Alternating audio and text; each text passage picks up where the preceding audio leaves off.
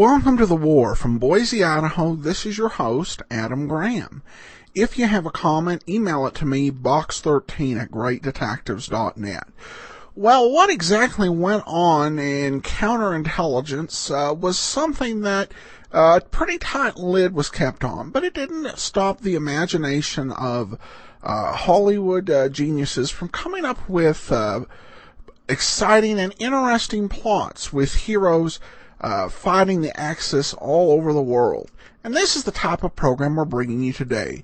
With today's episode, it's another Screen Guild Theater program. This one is called Across the Pacific.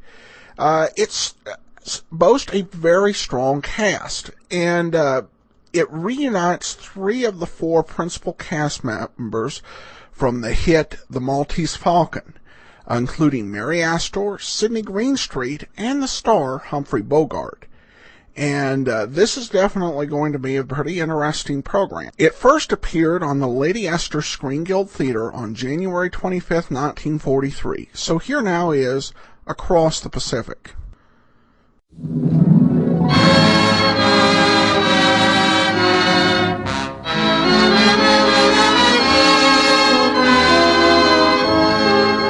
Lady Esther presents the Screen Guild Players.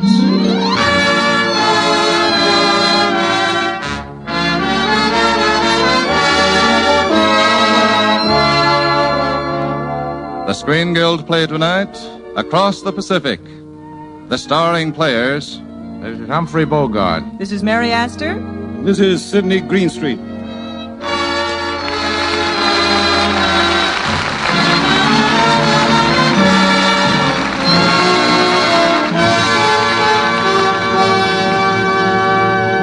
Tonight, Lady Esther welcomes you to a suspenseful program of espionage and counter-espionage. Across the Pacific, starring Humphrey Bogart as Captain Rick Leland, a United States Army intelligence officer, Mary Astor as Alberta Marlowe, and Sidney Greenstreet as Dr. Lawrence, a spy in the employ of the Japanese government.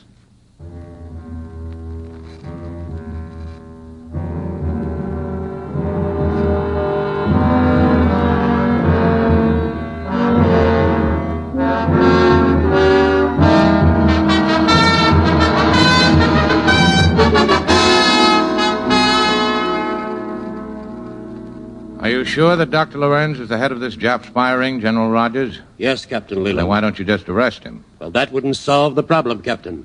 We must know what Dr. Lorenz is planning. No, Captain, I'm afraid you're going to have to suffer the disgrace of a dishonorable discharge if we're going to trap Dr. Lorenz. Very well, sir. Of course, you know what you're letting yourself in for. No one but you and I will know that the evidence placed against you at the court-martial will be faked. No one, sir? Well, Colonel Hart in New York and Smith, our operative in Panama, will know, but your fellow officers won't. Well, they're not going to think very much of me, are they? Almost certainly not. But the more authentic we can make your disgrace appear, the better your chance of catching Lorenz. Do you want to withdraw from the operation? I guess I can take it, sir. Start the court-martial.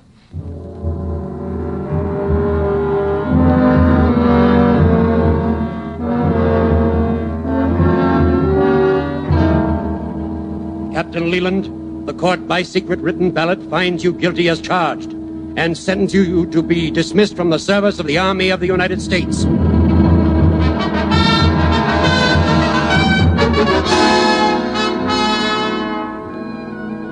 Well, that was the situation Captain Rick Leland faced. Forced to sacrifice everything he had gained during 10 years of splendid service, suffer the bitter enmity of his fellow officers, on the chance that he might catch Dr. Lorenz. Pardon me, sir. Yes, Captain Leland? Well, General Rogers knew what he was doing. Immediately after my court-martial, Dr. Lorenz showed the interest in me that General Rogers had anticipated. For weeks, our operatives have been trying to book passage out of Halifax on the Genoa Maru, a Jap freighter carrying Dr. Lorenz to the Orient. And for weeks, they'd been getting turned down. But they took me, a disgraced ex-coast artillery officer, aboard right away. That's where I met Alberta Marlowe, just as the Genoa Maru left her dock. Don't look now, baby, but there's a man following you. What? How are you? Aren't we being just a little premature? Oh, I don't know. On a boat carrying only 4 passengers, we're going to know each other eventually. Why not now? That's reasonable. I'm Alberta Marlowe. And I'm Rick Leland. Would you mind stepping into the light so I can see your face? You better pinch me. I don't think I know you well enough for that yet. Pretty girl on a boat with no college boys, no handsome officers, no eligible men of any description. It's wonderful. Have you traveled a lot, Mr. Leland? Some, but never in such beautiful company. Good night, Mr. Leland. No, don't go. Let's sit in the salon and talk. I'm sorry. I hope I'll see you again. Yes, I imagine you will. On a boat this size, we may run into each other.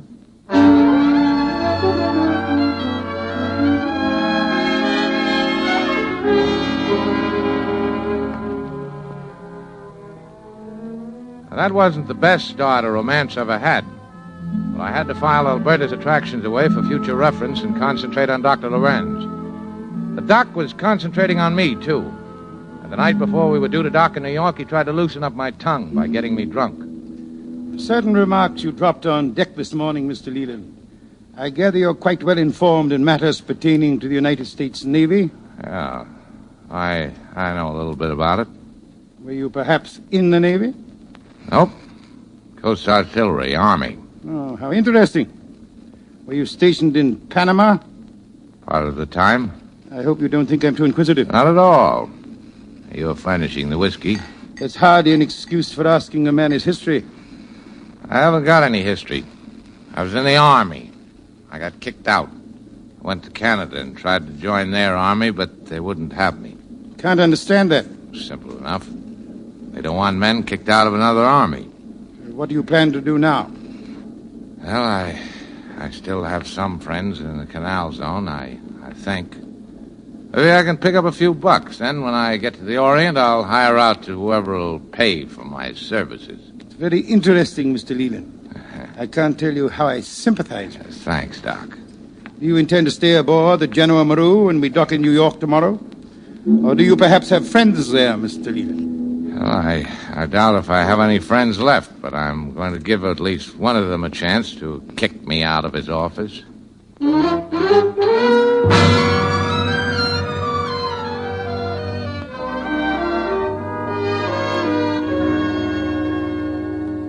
Well, it's good to see you, Captain Leland. Thank you, sir. Well, how are you and the genial Dr. Lorenz making out? I think he's rising to the bait, Colonel. Well, don't be too sure of anything. Lorenz is no chump, or he wouldn't have lasted so long with the Japanese. Oh, he isn't exactly naive. I had to shake a guy getting here. Started to trail me right from the Genoa Maru. Well, be very careful, Captain Leland. You're entirely surrounded by enemies every second you're on that boat. Yes, sir. Oh, incidentally, there's a girl aboard the Genoa Maru. Oh, yes. Alberta Marlowe. Yes, we're investigating her. She makes an effort to convince everyone that she comes from Medicine Hat. As a matter of fact, she owns an exclusive women's wear shop right here in New York. Last year, she made 8 trips to Europe. Well, they might have been buying trips for her shop. Of course. Then again, they might not. If she's on the level, how could she get aboard the Genoa Maru? Yes, that's true. What's Miss Marlowe like, Captain Leland? Well, you remember the girl you dreamed about marrying when you were 16? Well, this is her in the flesh. I understand. Well, Captain, the Genoa Maru will be sailing shortly. You better get back to your ship and Dr. Lorenz and the girl I was going to marry when I was 16. Yes, sir.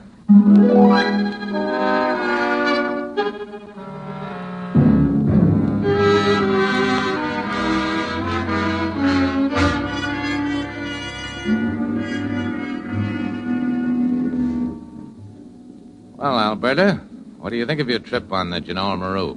It's some experience for a girl from Medicine Hat, Rick. Is that a gag, or do you really come from a place called Medicine Hat? What's wrong with Medicine Hat except that it's cold in winter, hot in summer, and nothing ever happens there? Ah, you happen there, baby. That's good enough for me.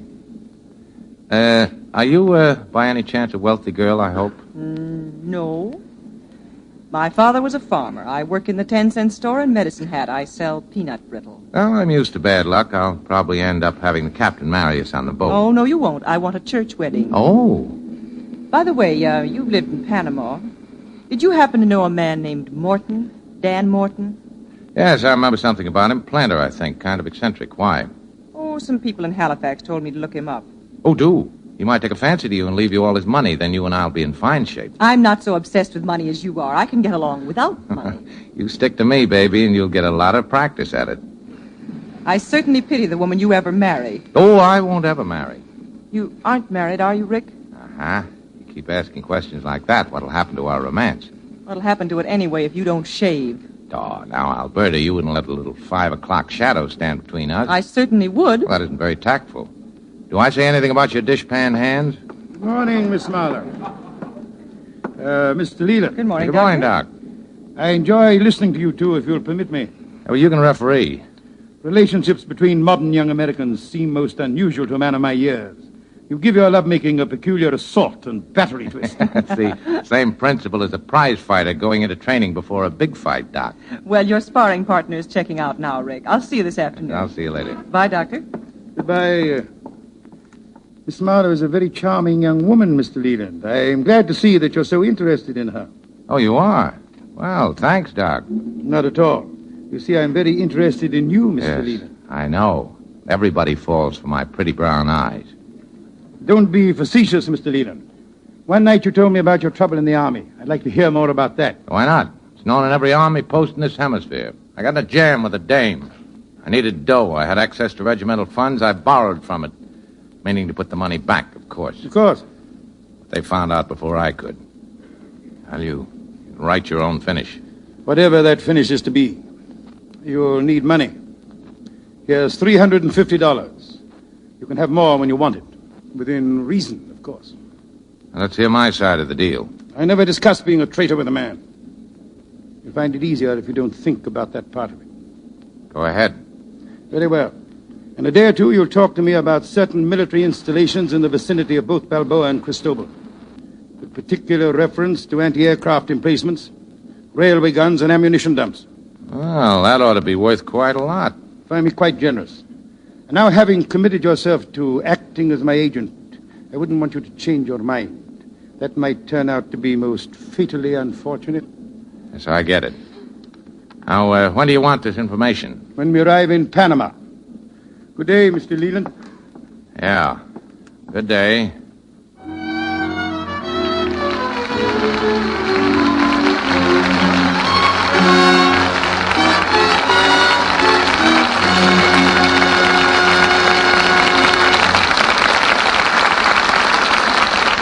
And so the curtain falls on Act One of Across the Pacific, starring Humphrey Bogart as Rick Leland, Mary Astor as Alberta Marlowe, and Sidney Greenstreet as Dr. Lorenz.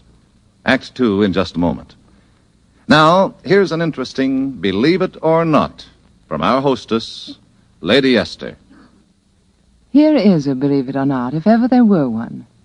Last Friday, a woman applied for membership in an organization of grandmothers.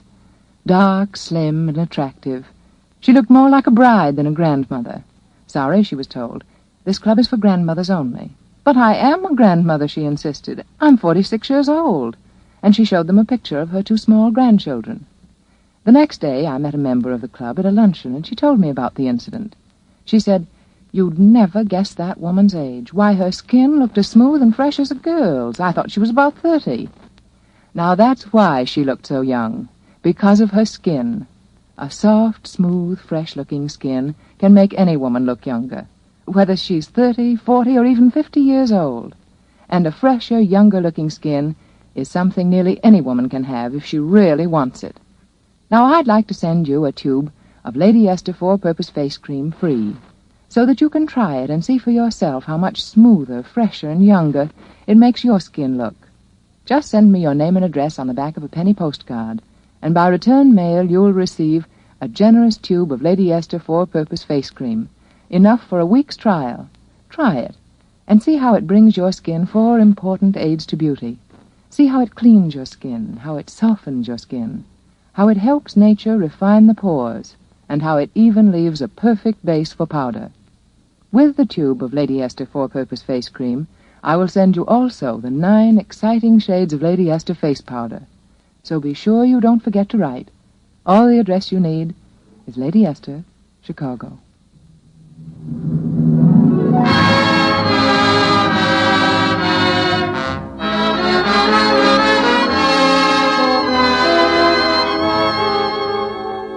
now the curtain rises on the second act of Across the Pacific, starring Humphrey Bogart as Captain Rick Leland, Mary Astor as Alberta Marlowe, and Sidney Greenstreet as Dr. Lorenz.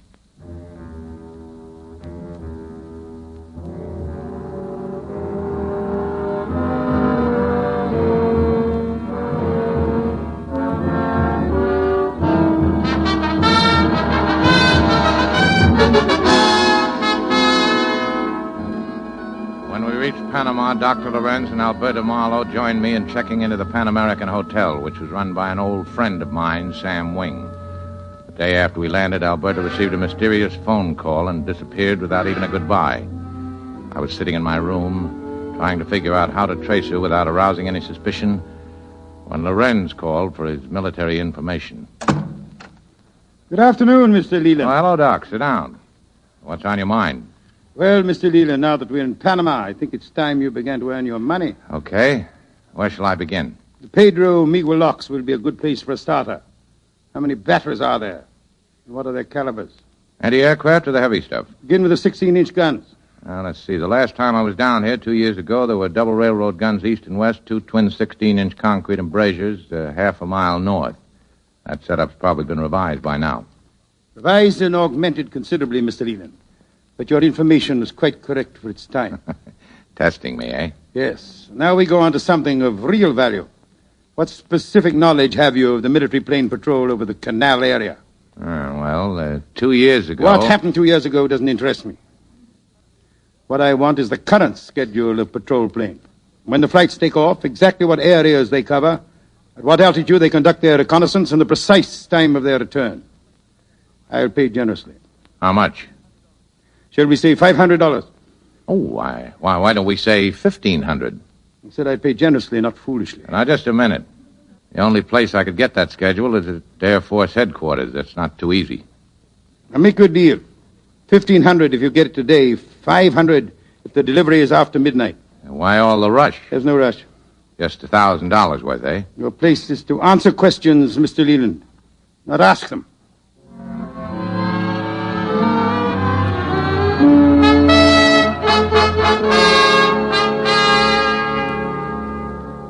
Well, as long as I couldn't ask any questions, I had to go out and look for the answers. And Alberta's room seemed like a good place to start. I began to take apart everything in the room. Mr. Leland. Huh? Did you lose something? No. I trust I haven't disturbed you, Mr. Leland. That's all right, Doc. Has your search revealed anything? Yes. You'd be surprised how little girls wear these days. I was shocked. I would consider it prudent of you, Mr. Leland, if you should cease your attentions to Miss Marlowe. Yeah, why so, Doc? Your interest in her is unqualifiedly romantic, is it not, Mr. Leland? Between the two of us, Doc, I'm nuts about the lady. Well, speaking as a father, I suggest that you might find a safer romance, something more permanent. Oh, thank you, Doc. Incidentally, here's the patrol plane schedule. And here's the money, Mr. Leland, $1,500. You may count it. Just a second, Doc. I know I said $1,500, but, I got to look out for myself. How much more do you want? Well, let's say 500 more. You overestimate your value to me, Mr. Leland. Actually, we have on file any information you can give us. It's merely that we like to check and recheck such data. Oh, come off it, Doc. You doubt me, Mr. Leland. Well, will you please hand me the phone? Sure. Thank you. Room clerk. This is Dr. Lorenz. I'm checking out. Have my bill ready, please. Are you leaving, Doc? Yes, Mr. Leland. And so I believe are you. What was that, Doc? Hit him, Tatsuko! Good work, Tatsu. Thanks, boss. Hand me that envelope in Leland's hand, please. Thank you. Seems to be a very complete schedule. That's the 5:22 patrol, absolutely on time. Come, Tatsuiko. We have no time to lose.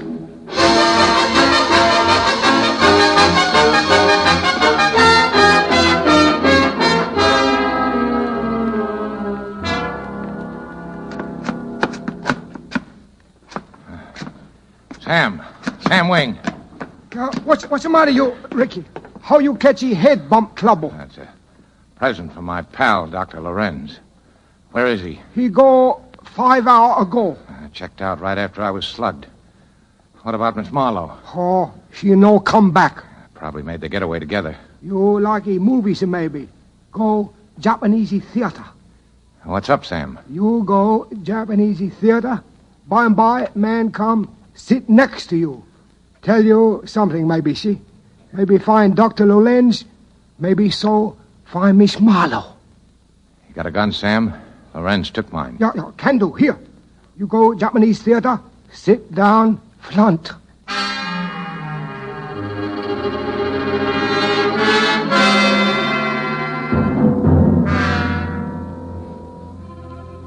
Senor Leland? Yeah. I think things happen fast tonight. I take you to place. Where? Bountiful Plantation. Why didn't I think of that? That's the place Alberta was asking me about on the boat. What, senor? That's nothing. Get me out of there fast.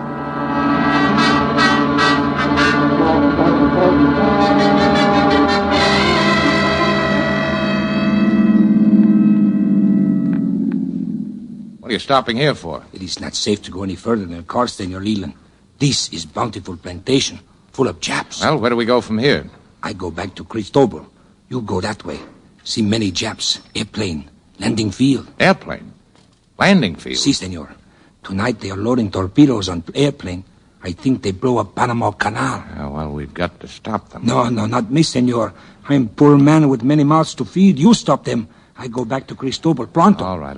How far is their landing field? Oh, just a little way through the brush, senor. You will not have to go far until you hear them working. Okay, thanks.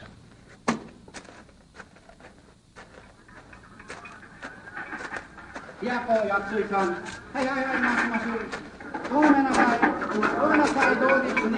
must be 30 of the monkeys if I could only get over. Stick them up, Captain Leland. I'll take your gun. Now turn around and walk to the plantation house. And don't get in heroic ideas, or you'll be just another dead Yank. Do you really expect to... Shut up. Keep walking. I hate to put you to all this I told trouble. you to shut up. Up the steps. Open the door. Well, if it isn't my old playmate, Dr. Lorenz. Hey, Doc, tell this gorilla of yours to take his gun out of my back. What? Why, Mr. Leland, I'm surprised. Indeed I am. But you're forever furnishing surprises. This'll be his last one. Who's your rough playmate, Doc? I'm sorry. Permit me to introduce Joe Totsuiko. Joe was a student at one of your American universities. That's where I learned to be such a tough guy, Ricky. And I see you know my name. We met before? Well, in a way. I slugged you at the hotel. Uh-huh. Astounding recuperative powers you possess, Mr. Leland. Or should I say, Captain Leland. Amazing animal energy. The average man, given the punishment you received, would have been flat on his back for a week. Well, you see, that comes from living a clean life. Oh, by the way, Doc, how did you manage to get all the parts for your plane and the torpedoes into the Canal Zone area? Piece by piece and bit by bit, we brought them in cases of otherwise innocent farm equipment addressed to Dan Morton, Bountiful Plantation. Now, I think we'd better join Miss Marlowe and her father. Alberta? Who's her father? Dan Marlowe, alias Dan Morton. Come, Mr. Leland. Rick! Alberta. That's her father with her. Her father? Pathetic, is he not, sir? Yet beautiful in a sense that he's a perfect representation of what has happened to your Western civilization. I'm afraid I don't get you. Look at him. Eyes without focus, flesh without feeling, lips with no tongue, utter decay. Mr. Marlowe is a thief. He absconded with his own company's funds, escaped to Panama with his loot, fed conscience, and took to drink. Mr. Marlowe's dipsomania enabled us to introduce our nationals into his employ under the guise of workers and servants. In due time, he became a prisoner on, rather than master, of this plantation. Rick, you aren't... What? You aren't with them? Captain Leland is with the United States Army Intelligence, actively engaged in counter-espionage. What do you figure in all this, Alberta? I don't. I never did. I didn't know anything about what was happening down here. Now that you've seen Father, you know why I didn't want to tell you the truth about myself. But I was going to tell you anyway this afternoon when I got a telephone call to come out here immediately. Nice timing, eh, Ricky? Very nice, Joe. I think you will discover, Captain Leland, that we have left absolutely nothing to chance. Well, maybe you're right, Doc. Seems you are. I take my hat off to you. Americans are famous for their sportsmanship. Time for me to leave you. Going for a walk, Doc? Yes, Captain. I must see that plane take off on its history-making flight. A flight that will culminate in the destruction of your vaunted Panama Canal. Keep them here for a time, Joe. Then what happens, Doc? Joe has his instruction. Goodbye, Miss Marlowe. Mr. Marlowe. And particularly, Captain Leland. Well, there goes one of the most polite murderers who ever slit a throat. You think you're pretty tough, don't you, Ricky? In my modest, unassuming way, I try to hold my own. Do you guys really think you're going to win this war you're starting, Joe? We're going to make an awfully good swing at it. Well, cheer up. You'll all swing together. Father, come back here. He's got a gun. Get back, Marlowe. You dope. Father, stop him, Rick. He doesn't know what he's doing. Look out, Marlowe. Stop him, Rick. Stop him. You shot him, Joe. I'll shoot him again if he doesn't stop coming. Get away from me. Get him, Rick. Got him. Give me his gun, Albert. It fell on the floor. Come on, we've got to stop that plane before it takes off. There's a path over here to the clearing. There's the plane, Rick. Yes, I can see it. And there's a machine gun guard right ahead of us. Rick. Shh. I got to sneak up on that machine gunner. Rick, be careful. Nothing's going to happen to me, baby. I hope. I'll get off this path and lie flat on the ground. All right. Wish me luck. Good luck, Rick. Thanks. I'll see you later. I got him, baby! Now we're in business. Are you okay? Yeah, if I can get this thing working. Higher, Rick, higher! Okay. You're still firing too low, Rick. Well, get a load of this one. You got him, Rick. You got him. Yeah, duck flat on the ground, flat.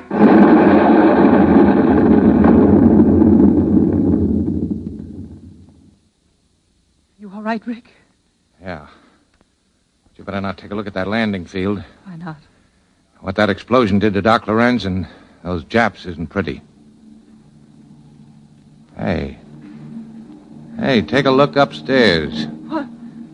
Are those our patrol planes? Yep, and right on schedule, too. And they'll still be on schedule, baby, when Japan's just a little island again.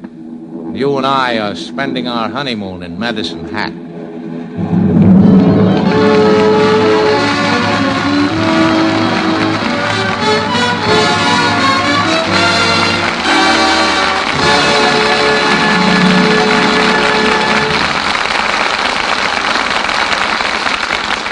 Thanks to our fine cast for their performances tonight with the Lady Esther Screen Guild players.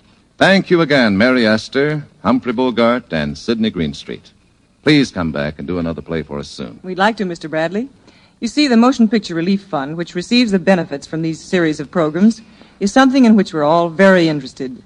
And I know that you, ladies and gentlemen, will be interested in what two well-known people have to say. Humphrey Bogart will be back in a minute or two to tell you about next week's program, which will be one of the outstanding radio events of the year.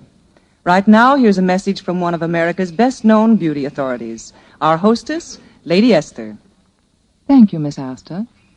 I'd like to speak to our radio audience directly and very frankly, if I may. Are you as proud of your skin as you used to be? How long has it been since you studied yourself critically in the mirror? Can you really say that your skin is as fresh and smooth as it was, well, let's say 6 months ago? Or are you beginning to notice tired lines here and there, perhaps a blemish or two? Now, it may be that your skin is taking extra punishment these days. You may be outdoors more than usual, or you may be living in an area where there are many defense plants, and the air is so laden with smoke and dust that your skin gets much dirtier than usual. Now, thousands of women in defense plants and in smoke-laden defense areas have changed to Lady Esther Four-Purpose Face Cream for the care of their skin. Wouldn't you like to see for yourself, without cost, why so many women write me they're changing to Lady Esther Face Cream? Then don't forget the offer I made a little while ago. Send for your free tube of Lady Esther Four-Purpose Face Cream, enough for a whole week's trial. With it, you will receive all 9 exciting shades of Lady Esther face powder. Just write your name and address on the back of a penny postcard and send it to Lady Esther, Chicago. I'm sorry, but Canadian wartime restrictions prevent me from extending my offer to people living in Canada.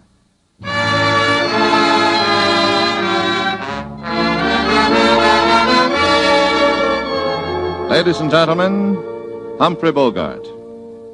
Mr. Astor's told you that next week's presentation of the Lady Esther Screen Guild Players will be one of the season's outstanding radio events. That is true. It'll be one of the really great American plays in the most successful motion picture, Dodsworth. Our stars will be Nan Sunderland, Walter Houston, and Betty Davis. Next week, then, Lady Esther will present the Screen Guild Players in Dodsworth, starring Walter Houston, Betty Davis, and Nan Sunderland. Be sure to listen. Mary Astor can soon be seen in the Metro-Goldwyn-Mayer production, Private Miss Jones. Humphrey Bogart and Sidney Greenstreet can soon be seen in the Warner Brothers picture, Casablanca. Across the Pacific, a Warner Brothers picture was adapted for radio by Bill Hampton, and the music was arranged and conducted by Wilbur Hatch. The Screen Guild Players are presented every Monday night at this time by Lady Esther. This is Truman Bradley speaking for Lady Esther, saying thank you and good night. This is the Columbia Broadcasting System.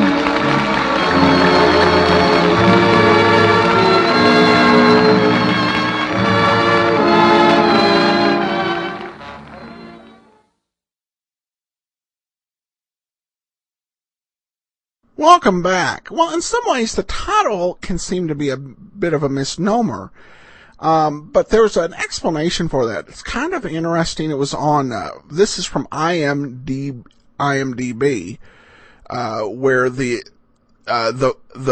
this information comes from. The film's plot was changed from Rick foiling a Japanese plot to blow up Pearl Harbor to a Japanese plot to blow up the Panama Canal, necessitated when the Japanese actually attacked Pearl Harbor without Leland being there to stop them. The title wasn't.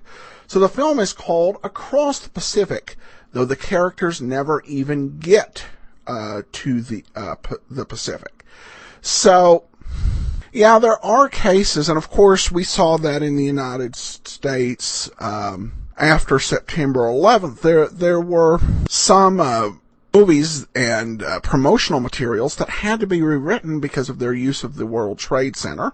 And there are still some programs from before 9/11 which have kind of eerily uncomfortable parallels to what happened on September 11th in it. But at any rate, such was the case with Across the Pacific, and that's the reason for the name. Oh, and yes, they also had here from IMDb.com that officers cannot be dishonorably discharged. They can be dismissed, but enlisted men are dishonorably discharged. So this may not have been one of the better researched films, but I think it was pretty entertaining. All right, well, that will do it for now. That will do it for today. If you have a comment, email me, box13@greatdetectives.net. I welcome your story or that of loved ones who served during World War II. Ken Curlin provides our opening theme music, KenCurlin.com. I am your host, Adam Graham. This series is provided as a service of the Great Detectives of Old Time Radio, greatdetectives.net.